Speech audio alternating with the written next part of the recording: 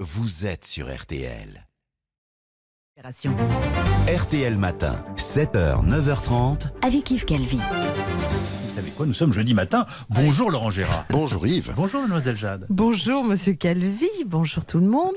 Même s'il compte faire durer le suspense le plus longtemps possible sur sa candidature, le président de la République étudie de très très près l'évolution des sondages. Rendons-nous vite à l'Élysée.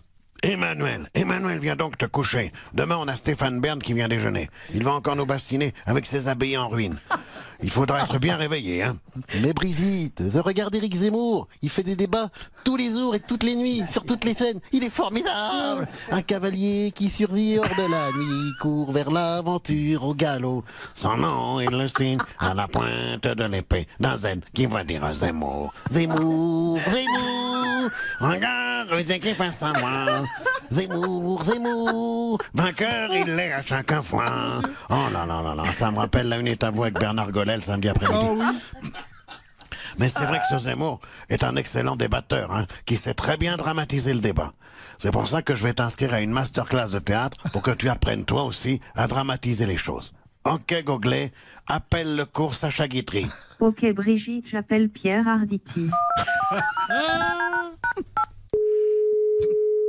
Allô, non, mais je crois pas. Non, qu'est-ce qui me dérange en plus une représentation de Fallait pas le dire au théâtre de la Renaissance? Ah, bonjour Pierre Arditi, c'est Brigitte Macron. Puisque je vous ai au téléphone, vous ne voudriez pas donner quelques cours à Emmanuel pour qu'il fasse moins employé de banque face à Éric Zemmour? Mais comment ça, des cours d'art dramatique à Macron? Mais non, mais je le crois pas. Non, mais je rêve. Non, mais c'est pas possible. Non, mais je rêve. Là, c'est lamentable. C'est affligeant. Non, mais foutez-moi la paix. Foutez-moi la paix. Bon, c'est pas grave. On va plutôt essayer de te donner une carrure de sauveur du monde à la James Bond face au terrible Monsieur Z comme Zemmour. Ok, Goglet, appelle Daniel Craig. Ok Brigitte, j'appelle le bègue. Beg. François Bayrou, j'écoute. Excusez-moi, François Bayrou, c'est une erreur. Je cherchais un coach pour Emmanuel. Mais il a déjà un coach. C'est moi. Souvenez-vous qu'il l'ait fait gagner en 2017. Souvenez-vous. Ah oui, bien sûr. Bah, je voulais plutôt quelqu'un comme James Bond 007. Qu'à cela ne tienne. My name is Roux. Bayrou. Bonjour Olivier Véran, vous allez bien? Pas du tout. Depuis que le variant Zemmour est apparu, plus personne ne parle du Covid. J'ai l'impression de ne plus exister. Alors justement, le moment n'est-il pas venu de laisser les Français aller au restaurant sans passe sanitaire? Hors de question. Non seulement je ne vais pas le supprimer, mais je vais créer d'autres passes. Comme par exemple le pass Sanigros. Oui. Pour lutter contre le problème de l'obésité. Si t'es gros, tu rentres pas dans le resto. Ah, vous êtes sûr que c'est une bonne idée, ça? Absolument, il faut traiter tous les problèmes. C'est pourquoi je vais également ajouter le pass sanidentaire. Si tu as les dents pourries, tu ne rentres pas non plus dans le resto. Je ne sais pas si les Français vont apprécier. Mais je ne suis pas là pour être populaire, je suis là pour soigner les Français. Je vais donc également m'attaquer au problème des cancers du sein générés par les prothèses mammaires bon marché, en instaurant le pass sanichon. Oh non. Si tu as des nichons en plastique, tu rentres pas dans le resto. Dis donc, va y en avoir des passes. Hein, Et c'est pas tout, c'est pas Oui. tout. Je vais également créer le pass l'aspirateur pour lutter contre l'asthme, le pass partout pour lutter contre la nanophobie et le pass Taga pour lutter contre la dépression à Marseille. Muriel Robin a accordé une interview poignante au magazine belge Le Soir où elle dit avoir envie de quitter le métier car le cinéma ne lui propose rien. Bonjour Muriel, comment se fait-il qu'on ne vous propose pas de rôle? Comment ça? Comment ça se fait-il, oui. Oui, qu'on ne me propose pas de drôle, je sais pas. Mais pas drôle, c'est pas drôle. D'accord, restons sérieux. Avec quel réalisateur avez-vous envie de tourner, Muriel? Avec quel réalisateur? Peu importe. Moi, tant qu'on me fait tourner, je suis contente. Maintenant, je vais faire tourner une machine. C'est amusant. Mais plus sérieusement, quel genre de rôle aimeriez-vous jouer au cinéma? Quel genre de rôle? Hein? En tant que femme de gauche, j'aimerais bien jouer quelqu'un qui prend aux riches pour donner aux pauvres. Du genre Muriel Robin, Desbois. En lien permanent avec le public depuis la Station Spatiale Internationale, Thomas Pesquet est la nouvelle coqueluche des médias français. La Grande Librairie, l'émission littéraire de France 5, l'a invité en duplex dans son prochain numéro. Bonjour et merci de m'inviter dans la grande librairie.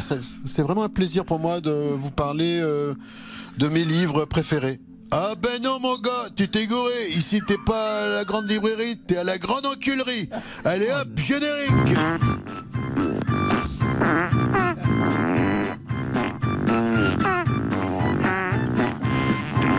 Bon alors, mon Thomas, tu te fais pas trop chier là-haut? Pas du tout. Il y a beaucoup de choses à faire.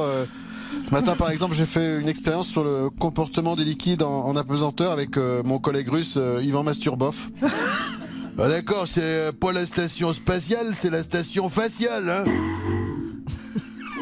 Qu'est-ce qui se passe? Qu'est-ce que c'est que ce bruit à la con là? J'ai posé mon saxophone sur un boîtier électronique et ça a bloqué ma collègue chinoise Tammy Tétong dans le sas de décompression. On n'est pas content. Oui, ça veut dire tu nous fais chier avec ton saxo en chinois. Comme vous le voyez, il y a une bonne ambiance, hein. Bah j'espère que les chiottes sont grands parce que vous allez l'air de vachement vous faire chier là-haut. Tiens, en parlant de chinois, à quoi elle ressemble la grande muraille de Chine depuis l'espace?